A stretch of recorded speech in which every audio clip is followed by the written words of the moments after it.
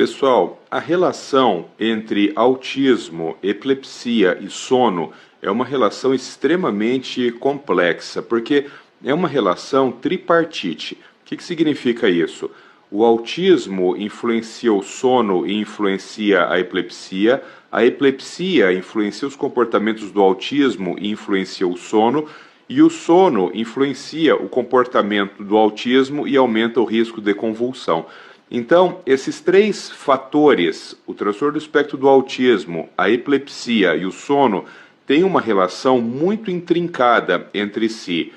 O que acontece? Nós sabemos que pessoas com epilepsia, sobretudo se as crises iniciam no primeiro ano de vida, sobretudo se as crises são graves e compõem o que nós chamamos de encefalopatias epiléticas, estas crianças têm um risco maior de terem diagnóstico de autismo até 3 anos de vida.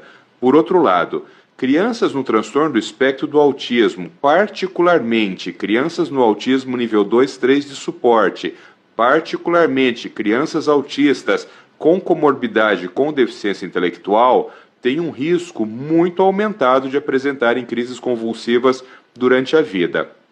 Um outro aspecto importante é que o sono, como eu disse para vocês, influencia tanto o transtorno do espectro do autismo, porque crianças com pior qualidade de sono, crianças com privação noturna de sono, vão ter mais comportamentos disruptivos no outro dia, vão ter mais dificuldade para aprender a falar, vão ter mais dificuldades de controle inibitório.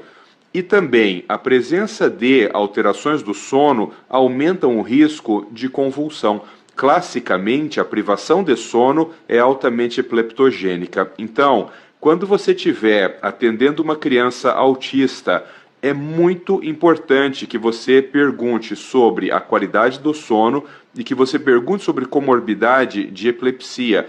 Principalmente, gente, porque existem algumas formas de crises epiléticas que elas são pouco perceptíveis. As pessoas estão muito acostumadas com aquela epilepsia que tem a crise tônico-clônica generalizada, que o sujeito cai, bate os braços, as pernas, vira os olhos, saliva, pode haver o grito epilético, mas isso é um tipo de crise epilética, inclusive é pouco frequente na pediatria.